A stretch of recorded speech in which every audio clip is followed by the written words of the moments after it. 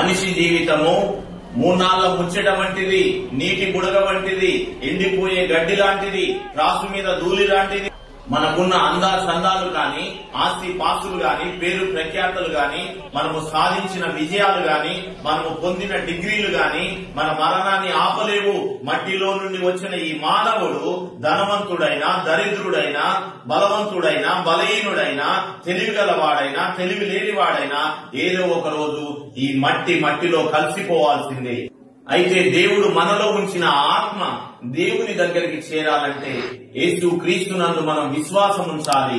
2000 సంవత్సరాల క్రితం యేసు ప్రభువారు నరవతారంలో కన్యమరియ గర్భము ద్వారా ఈ భూమికి వచ్చారు.